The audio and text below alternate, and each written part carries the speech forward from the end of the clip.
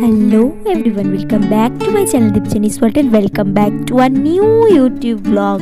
তো আজকে হচ্ছে মহানবমী আর আজকে 1st অক্টোবর আমার মায়ের জন্মদিন। তো সেই কারণে অফিসিয়ালি 2nd অক্টোবরই বার্থডে, বাট মানে বার্থ সার্টিফিকেটে 1st অক্টোবর আছে। আর দাদু দিদা সবাই বলেছে আজকের দিনেই জন্মদিন, সেই জন্য বাড়িতে আমরা এই দিনটাই পালন করি। তো দেখো আজকে লিসিস থেকে কিছু এগস আর চিকেন অর্ডার করেছিলাম যেহেতু মায়ের বার্থডে।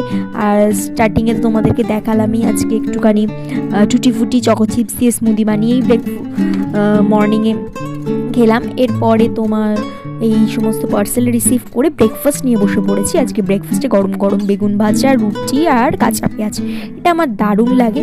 তো তারপরে লাঞ্চ করে, লাঞ্চেও বিরিয়ানিও হয়েছিল, সেটা আর শ্যুট করা হয়নি। তো তারপরে শুয়ে পড়েছিলাম, ঘুম থেকে উঠে এখন আবার রেডি হচ্ছি নবমী নাইটের আউটিংয়ের জন্য। আর মাকে দেখো আজকে আমি এই ড্রেসটা কট সেটটা অর্ডার করেছিলাম, সেটাই দিয়েছি। তো মা ওটা পরে রেডি হচ্ছে আর আমি ওইদিকে দেখো রেডি হয়ে চলে এসেছি আজকে। আর বন্ধুদের সাথে না, আজকে মা বাবার সাথেই ঠাকুর দেখতে বেরোচ্ছে। নবমী নাইটটা কিন্তু আজকে ফ্যামিলির সাথেই স্পেন্ড করবো ঠিক করেছি। তো আমার এই কোয়ার্ট সেটটা পরে কেমন লাগছে জানিও। আর মাও আজকে একটা কোয়ার্ট সেট পরছে, দুজনে সেম পরারই চেষ্টা করেছি, তবে দুজনের প্যাটার্নটা একটু আলাদা। তো আমারটা এরকম কলার দেওয়া হাইনেক শার্ট প্যাটার্নে, আর মায়েরটাও শার্ট প্যাটার্নে, কিন্তু আমারটা শর্টের উপরে আছে আর মায়েরটা একটু লং। তো আমারটা রেড হোয়াইট কম্বিনেশন, মারটা গ্রিন।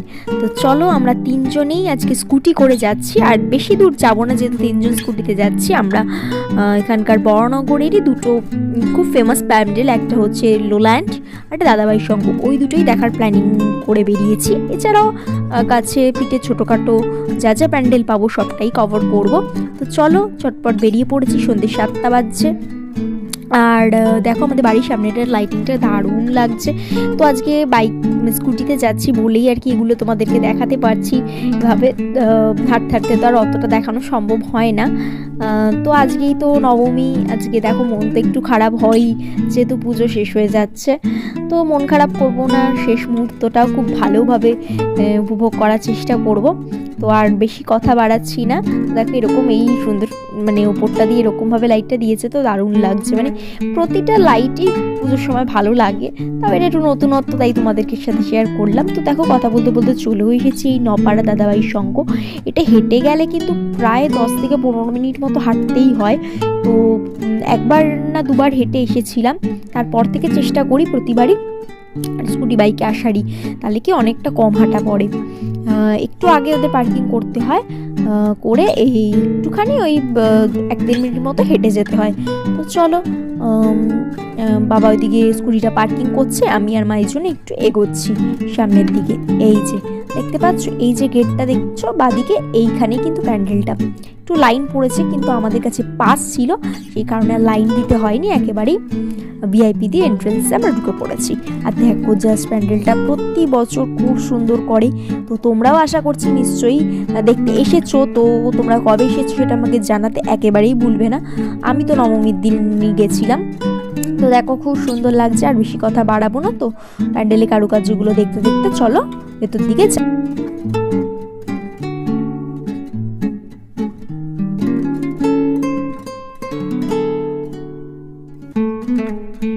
এই সোজা পুরো রাস্তাটাই এরকম প্যাটার্ন করেছিল। আর দেখো ঢুকতেই এই বাঁ দিকটাতে দেখো এই জায়গাটাতে নিচে জলের ব্যবস্থা করেছে, এরকম জল দেওয়া, তার পাশে এইভাবে এই সিটি মতো করে এই জিনিসটা সাজিয়েছে। এটা কিন্তু খুব সুন্দর ছিল। আর প্যান্ডেলের ভেতরটা তো জাস্ট কোনো বলার মানে অবকাশই রাখে না, এতটাই সুন্দর করেছে। অনেকটা বড় স্পেস তো, আর এই প্রতিটা জায়গা নিখুঁতভাবে পুরো করেছে। আর পুরো কালার কম্বিনেশনটা এরকম হোয়াইটের ওপর রেখেছে, জন্য আরও সুন্দর লাগছে। আর তারা তোমাদেরকে একটা দেখাই, সামনের দিকে একটা সিলিকনের মডেল বসিয়েছে, মানে পুরো অরিজিনাল লাগছে। মানে তোমাদেরকে কাছ থেকে না দেখানো পর্যন্ত বুঝতে পারবে না, তারাও দেখানোর চেষ্টা করছি। এই দেখো এখানে প্রতিটা কিন্তু সিলিকনেরই মডেল বসানো রয়েছে। এই সাইডে যে সেরকম একটা কাপেলের মডেল করেছে, আর এই সাইডে তারা তোমাদেরকে আরেকটা মডেল দেখাচ্ছে, ওটা এভাবে রাউন্ডভাবে ঘুরছে।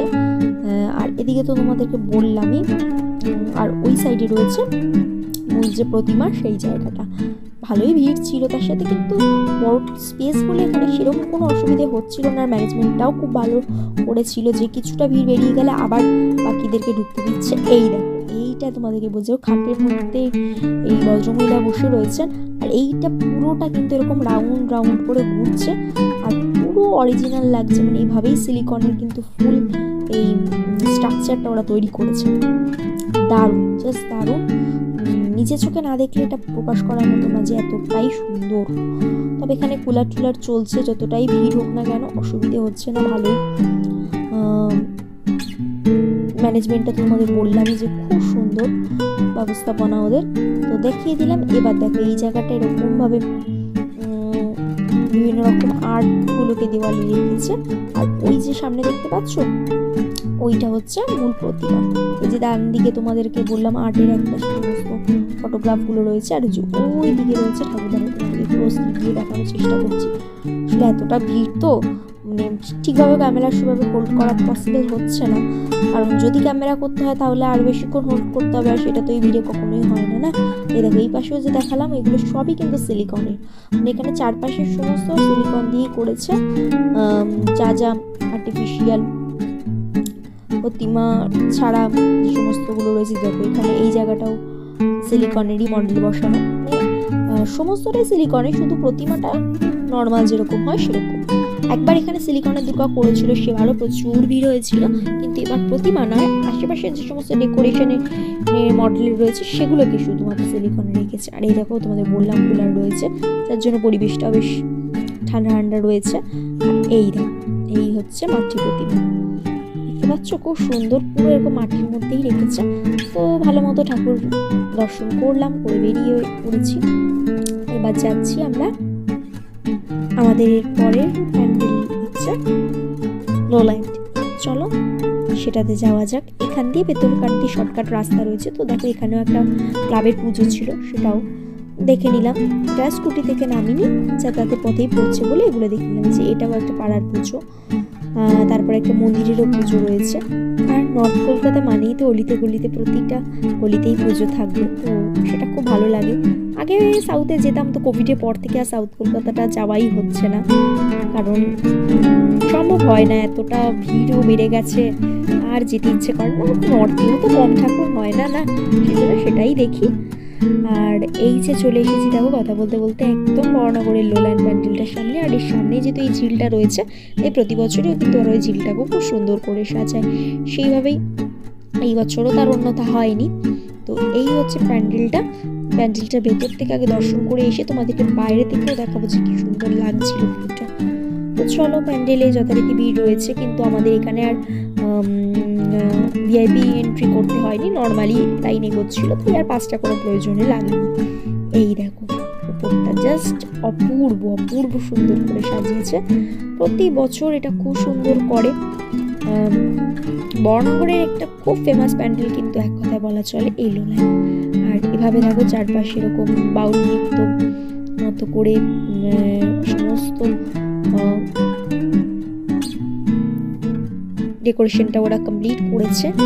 আর এই দিকটাতে দেখো জগন্নাথ, বলরাম, সুভদ্রারও ছোট ছোট মূর্তি রেখেছে শোপিস হিসেবে। আর এদিকটাতে রয়েছে বিভিন্ন যে টেরাকোটা বাঁকুড়া যে কারুকার্যগুলো হয় না, সেইগুলোকেও তুলে ধরেছে এখানটা। মানে অনেকটা বড় স্পেস, তো তাই খুব সুন্দর করে সাজানো পসিবল হয়।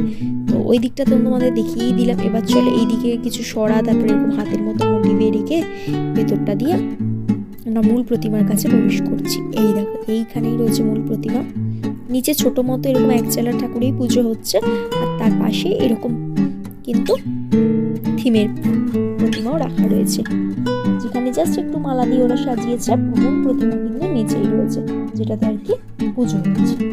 তো এটাও বেশ সুন্দর ছিল, অন্যরকম একটা ভাবনার মাধ্যমে করেছে। আর ওপরের জাস্ট সিলিংটা দেখো অসাম, আমার তো খুব সুন্দর লেগেছে এই সিলিংয়ের কাজটা। চারপাশটাতে এইভাবে ওরা যে পুরুলিয়া যে ছৌ নাচের মুখোশগুলো হয় সেরকম মোটিভে করেছে।